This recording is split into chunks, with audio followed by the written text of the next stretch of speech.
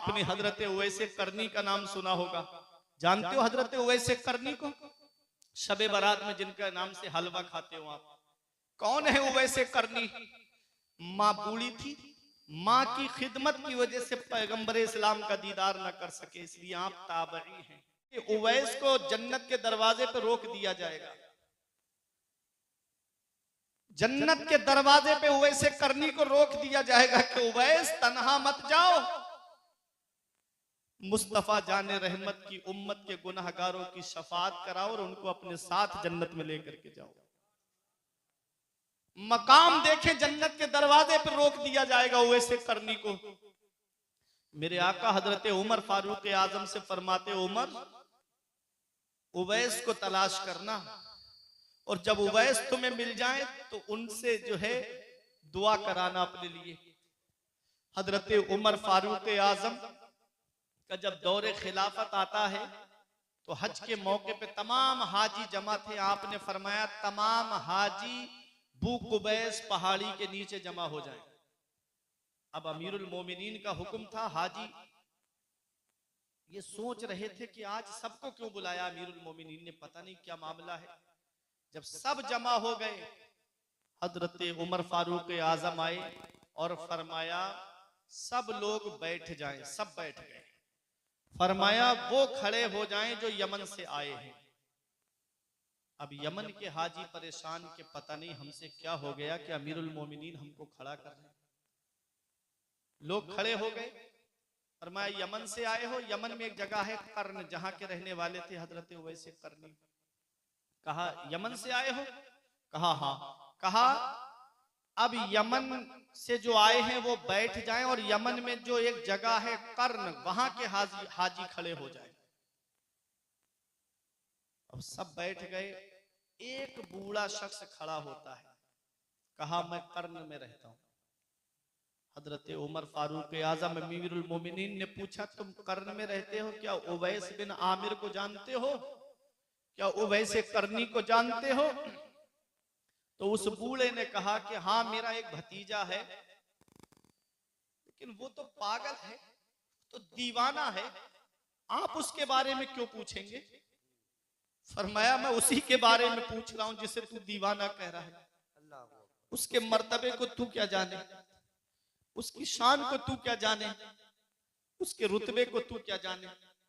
पैगंबर इस्लाम इरशाद फरमाते अल्लाह के कुछ बंदे ऐसे हैं कि उनके बाल बिखरे हुए होते हैं, लिबास फटा हुआ होता है, परागंदा हाल मैले कुचैले हाल में होते हैं, और उनकी शान ये होती है लौ अक़समा अलल्लाहि ला अबर्राहु, अगर वो अल्लाह की कसम खा ले तो अल्लाह उनकी कसम को पूरा फरमा देता है।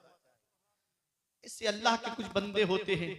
हजरत उवैस करनी का जब उसने नाम बताया तो आपने फरमाया मैं उन्हीं के बारे में पूछ रहा हूं जिसे तू दीवाना कह रहा है। अच्छा उनको दीवाना क्यों कहते थे ये? जब हजरत उवैस करनी निकलते थे तो बच्चे उनके पत्थर मारते थे, पागल कह कह के पुकारते थे।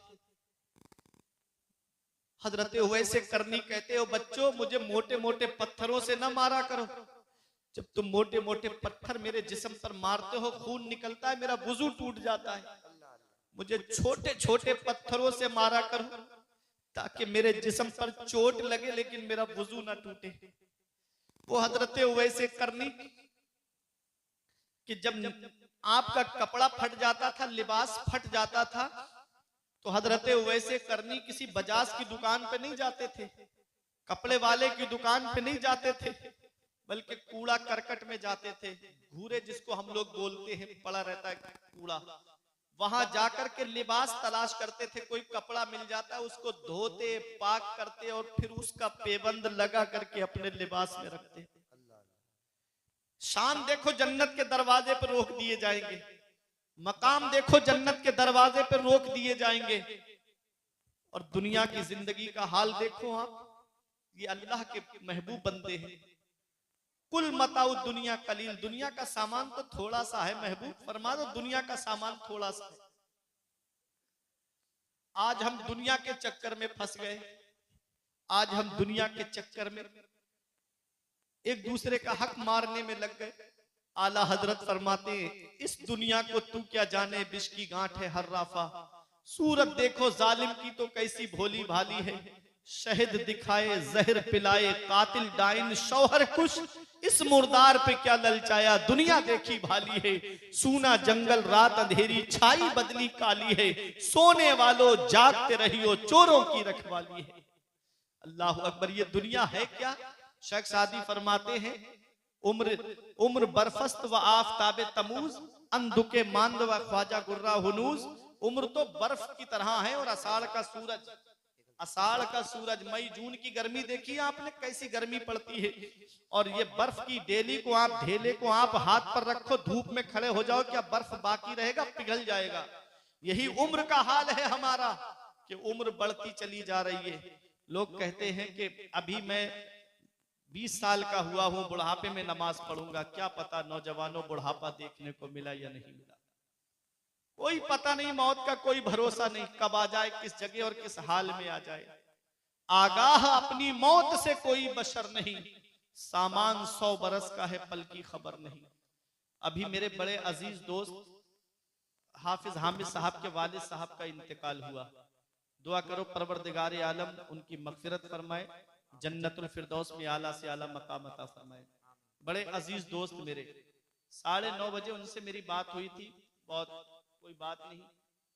वालिद साहब भी आराम से लेटे थे और वो भी सुकून से लेट गए, परिवार वाले भी लेट गए। अचानक से तबीयत खराब हुई और जरा सी देर में उनका इंतकाल हो गया। मौत का कोई भरोसा है? मौत का कोई पता है? कब आ जाए, किस जगह और किस हाल में आ जाए। ऐ मेरे अजीजों, मौत की तैयारी करो, मरने से पहले मरने की तैयारी करो। मूतू कबला अन तमूतू, मरने से पहले मरने की तैयारी करो। मौत का कोई भरोसा नहीं मेरे अजीजों। हजरत उवैसे करनी की दुनियावी जिंदगी आप देखें, कपड़ा फट जाता है तो आप कपड़े वाले की दुकान से नया कपड़ा नहीं खरीदते। अल्लाह अकबर। कूड़ा करकट की जगह पे जाकर के कोई कपड़ा मिल जाता है, उसे पाक करते और उसको ला करके अपने लिबास में पेबंद लगा लेते। भूख लगती, जब भूख ज्यादा बेचैन कर देती तब आप तालाब की तरफ जाते थे। लोग सब्जी धो करके अपनी सब्जी बेचने के लिए बाजार ले जाते थे, तो जो पत्ते रह जाते थे वहां पर, उन पत्तों को खा करके गुजारा करते थे। मकाम जन्नत के दरवाजे पर रोक दिए जाएंगे। अल्लाह अकबर। शान देखें, अजमत देखें। रब फरमाएगा अकेले मत जाओ उवैस, अपने आका की गुनहगार उम्मत की शफात करो और उसको अपने साथ जन्नत में लेकर के जाओ। और दुनिया का हाल देखें आप, खाने के लिए आप पत्ते खा करके गुजारा कर रहे हैं। खजूर की गुठली पे नमक लगाते, उस नमक को चूस करके पानी पी करके गुजारा करते हैं। अल्लाह अकबर। वो है हजरत उवैसे करनी। जब निकलते गली में तो कुत्ते भौंकते थे आपके ऊपर, कभी कुत्तों को जवाब नहीं दिया, कभी कुत्तों को जवाब नहीं दिया फारूक भाई। एक दिन उवैसे करनी ने कुत्तों को जवाब दिया था। एक दिन कहा था, कुत्तों मेरे ऊपर भौंकते हो, मेरे ऊपर भौंकते हो, अगर कल कयामत के दिन मैं पुल सिरात पार कर गया तो मैं तुमसे बेहतर हूं, और अगर मैं पुल सिरात पार नहीं कर पाया कुत्तों, तो तुम मुझसे बेहतर हो। ये वो है जिनका जिक्र नबी की बारगाह में हो रहा है, जिनका चर्चा नबी की बारगाह में हो रहा है कि कर्न में मेरा एक दीवाना रहता है। मेरे आका फरमाते, कर्न में मेरा एक आशिक रहता है, कर्न में मुझसे मोहब्बत करने वाला रहता है, जिसका नाम उवैस है। अल्लाह अकबर। ये शान, ये मकाम, ये अजमत। और कुत्तों से फरमा रहे हैं, कुत्तों मेरे ऊपर भौंक रहे हो, मुझ पर मत भौंको। अगर कल कयामत के दिन पुलसिरात में पार कर गया तो मैं तुमसे बेहतर हूं, और अगर मैं पुलसिरात पार नहीं कर पाया तो तुम मुझसे बेहतर हो। अल्लाह अकबर। ये है हजरत उवैसे करनी। क्या शान है, क्या अजमत है, क्या मकाम है। अल्लाह अकबर। मकाम उवैस का क्या है, हुजूर से पूछो, जो कहलवाते हैं उनसे दुआ के बारे में। अल्लाह अकबर। वो हजरत उवैसे करनी अपनी माँ की खिदमत करते थे। अपनी माँ की खिदमत की वजह से पैगंबर इस्लाम का दीदार ना कर सके। लोगों, माँ बाप की दुआओं से अल्लाह बुलंद मकाम देता है। माँ बाप की दुआ से अल्लाह बुलंद रुतबे देता है, माँ बाप की दुआओं से अल्लाह बुलंद शाने अता फरमाता है। अगर माँ बाप जिंदा हैं तो उनकी कद्र कर लो, अगर माँ बाप हयात हैं तो उनकी खिदमत कर लो। जिस दिन माँ बाप का साया सर से उठ गया, उस दिन पता चलेगा हम कितने बड़े साये से महरूम हो गए। उस दिन एहसास होगा कि हम कितनी बड़ी नेमत से महरूम हो गए। इस वक्त के बारे में तो सोचा भी न था। बेटों से ज़ईफी में हुई खत्म रसाई, घर बार तो बांट लिए शौक से फुरकान, हिस्से में किसी के मगर मां नहीं आई। वक्त ठुकरा देगा एक दिन मेरी सारी ये कुर्बानियां, दामने उम्मीद में फकत नाकामियां रह जाएंगी। शादियों के बाद बेटे तो अलग हो जाएंगे, बाप के हाथों में फकत बैसाखियां रह जाएंगी। बुढ़ापा क्या जवानी क्या ये बचपन बांट लेते हैं, न होकर दिल में गुंजाइश तो आंगन बांट लेते हैं। नहीं मंजूर हिस्से में किसी बेटे को अपनी माँ, मगर आपस में बूढ़ी माँ के कंगन बांट लेते हैं, मगर आपस में बूढ़ी माँ के कंगन बांट लेते हैं। आका के वसीले से कभी तो नमाज से औलाद माँ ने मांगी थी बंदा नवाज से। अब्बा की आंख का जो चश्मा न ला सके, मैयत पे आ रहे हैं हवाई जहाज से। ये हाल है आज की औलाद का। दिया था अब्बा ने जो एक झूमर बेच डाला था, खुशी से अपने अरमानों का दफ्तर बेच डाला था। बुलंदी मिल गई तो भूल बैठे हैं वही बेटे, कभी जिनके लिए अम्मी ने जेवर बेच डाला था। बुलंदी मिल गई तो भूल बैठे हैं वही बेटे, कभी जिनके लिए अम्मी ने जेवर बेच डाला था। कुरान मेरा फरमाता है दूसरे पारे में, सबसे बेहतर खर्चा वो है जो माँ बाप को दिया जाए। सबसे बेहतर खर्चा वो है जो माँ बाप को दिया जाए। 500 रुपए कमा के लाते हो, 100 रुपए माँ बाप को खर्चे के लिए दे दो। जो 400 रुपए तुम्हारे पास बचे, अल्लाह उसमें इतनी बरकतें अता फरमाएगा कि तुम्हारी नस्लें खाएंगी तब भी वो बरकत खत्म नहीं होगी। उसी घर में परेशानियां आती हैं जिस घर में माँ बाप एक एक पैसे के लिए परेशान रहते हैं, जिस घर में माँ बाप एक एक पैसे की दवाई के लिए दुखी रहते हैं। बाप दवाई के लिए परेशान है और बेटा अजमेर की बड़ी देग में पैसे डाल कर आ रहा है। इधर माँ बाप एक एक पैसे के लिए परेशान और बेटा नैनीताल की सैर करता नजर आ रहा है। इधर माँ बाप एक एक पैसे के लिए परेशान और बेटा है कि कश्मीर और शिमला मसूरी की सैर करता नजर आ रहा है। याद रखना प्यारे मुसलमानों, जिससे उसके माँ बाप राजी उससे अल्लाह राजी, उसका रसूल राजी। और जिससे उसके माँ बाप नाराज उससे ना अल्लाह राजी ना उसका रसूल राजी। कुल्लु नफ्सिन जायक़तुल मौत, हर नफ्स मौत का मजा चखने वाली है। रब फरमाता है कुरान में, हर नफ्स मौत का मजा चखने वाली है। इस आयत को मैंने पढ़ा, मौत से किसको रुस्तगारी है, आज इनकी तो कल हमारी बारी है। आगाह अपनी मौत से कोई बशर नहीं, सामान 100 बरस का है पल की खबर नहीं। जागना है जाग ले अफलाक के साए तले, हश्र तक सोना पड़ेगा खाक के साए तले। ये जिंदगी सवारी दिलशाद कीजिए, लम्हात जिंदगी के ना बर्बाद कीजिए।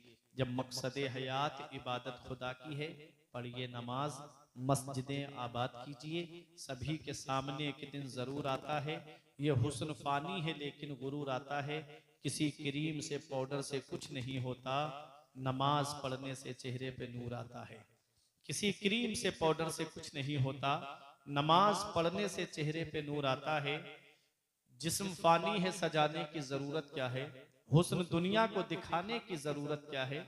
ऐसे आमाल करो कि रूह से खुशबू आए, इत्र कपड़ों पे लगाने की जरूरत क्या है। परवरदिगार आलम की बारगाह में दुआ है कि मेरे कुछ अर्ज करने में सबकत लिसानी की वजह से या बतकाज़ा बशरियत कोई गलती हो गई हो तो मौला मुझे माफ़ फरमाए। अस्तगफिरुल्लाह रब्बी मिन कुल्ले ज़ंबियों व अतूबु इलैहि। कलमा तय्यब पढ़े मेरे साथ मिलकर के, ला इलाहा इल्लल्लाहु मुहम्मदुर रसूलुल्लाह सल्लल्लाहु